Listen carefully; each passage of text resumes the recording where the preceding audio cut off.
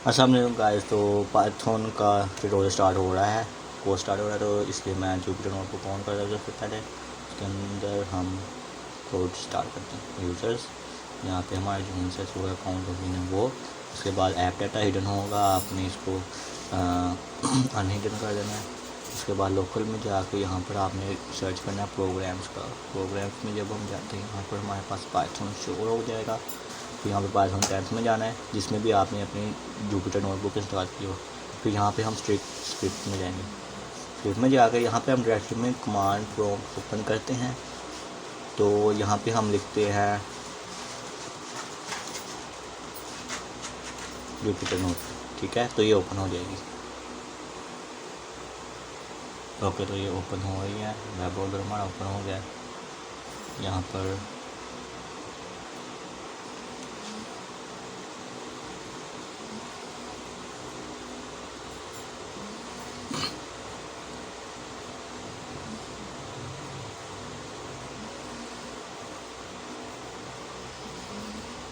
और Jupyter notebook यहाँ पे ओपन हो गया। ये वही फोल्डर है जो सा यहाँ पर हमारे पास था।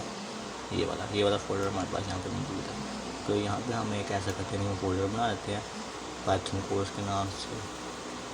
अभी हम इसको रीनेम करते हैं। यहाँ पे हम एक फ़ाइल बना लेते हैं पाइथन की। तो ये जुपिटर नोटबुक जो सा ये हमारा कंपाइलर भी है और इंटरप्रेटर भी है। कंपाइलर का मतलब ये है कि पूरी कंपाइलेशन करके आप कोई भी कंपाइल कर सकते हो। इंटरप्रेटर का मतलब ये है कि आप कोई भी लाइन, एक मखसूस लाइन को भी रन कर सकते हो अकेले। तो यहाँ पे सबसे पहले हम स्टार्ट करते हैं प्रिंट फंक्शन से। प्रिंट एक आउटपुट फंक्शन है जो कि वैल्यूज प्रिंट करता है स्क्रीन पर। हेलो वर्ड से हम स्टार्ट करते हैं। जब हम रन करते हैं तो ये हेलो वर्ड हमारे पास प्रिंट हो गया। उसके बाद अगर हमने इसको कई बार प्रिंट करवाना हो तो हम ऐसे ही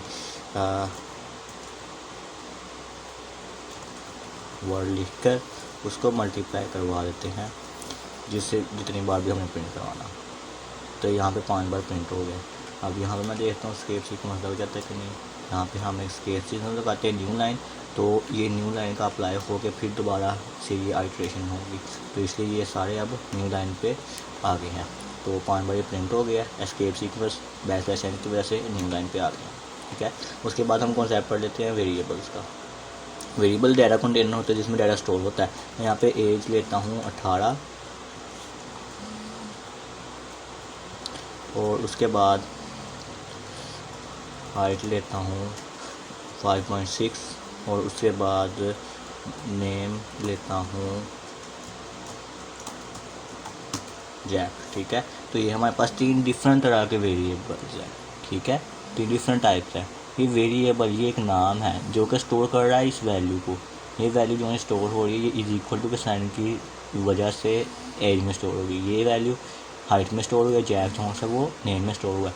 अब देख सकते ये एक्चुअली में इसका मतलब क्या है। इसको हम कहते हैं integer data type. Integer data type जो से ये है और ये जो से इसको हम कहते हैं फ्लोर, ठीक है। और इसको हम कहते हैं स्ट्रिंग, ठीक है। इंटीजर डाटा टाइप जिसमें डेसिमल पॉइंट नहीं आता। इसमें पॉइंट अगर हम लगा दें 000 तो ये होगी फ्लोर, लेकिन पॉइंट इसमें नहीं है तो इसको हम कहेंगे इंटीजर डाटा टाइप। ये फ्लोट है। और ये जैक जो होता है करैक्टर, स्पेशल करैक्टर या नंबर्स जिनको हम एज इट इज़ लेते हैं। जैसे कि ये हमारे पास एज इट इज़ प्रिंट हुआ है तो इसको हम क्या कहते हैं स्ट्रिंग। ओके, रन करते हैं। नेक्स्ट हमारे पास एक लाइन है, यहाँ पर हम इन सारों को प्रिंट करवाते हैं। एज प्रिंट, हाइट प्रिंट,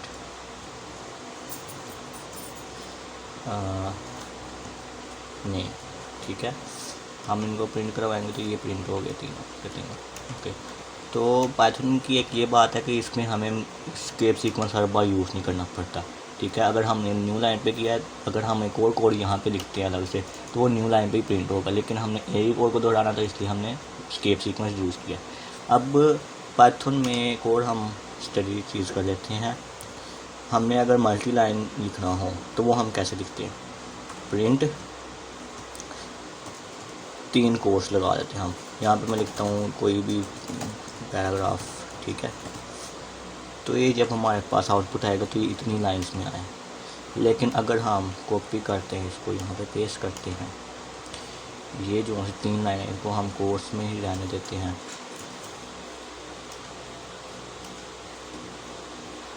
हमारे पास आंसर क्या आएगा? तो हमारे पास एरर आएगा क्योंकि ये न्यू लाइन पे हर बार है। और ये जो सी हमें अलाउ कर रहे हैं 3 कोर्स की हम मल्टी लाइन पे लिख सकें। ओके, उसके बाद हम आते हैं कि इस पे हम ये जो सा डाटा है वेरिएबल, इस पे हम कैलकुलेशन परफॉर्म कर सकते हैं। मिसाल के तौर पर मैं कहता हूँ हर एज में 2 जमा कर दें। चलो एज में 2 जमा करें। Age is equal to age +2, ठीक है। तो एज में इस वक्त 2 का इजाफा हो गया क्योंकि ये एक न्यूमेरिक डाटा टाइप है, इसकी वैल्यू नंबर्स में यहाँ पे हम एज प्रिंट करवाए थे, तो एज की वैल्यू यहाँ पे 20 हमें आउटपुट पे मिलती है। उसके बाद हम आते हैं एक कॉन्सेप्ट की तरफ जो कि है आपको ज़रा मैथ्स की तरफ ले जाते हैं, आपका ज़रा इंटरेस्ट डेवलप हो। यहाँ पर हम लिखते हैं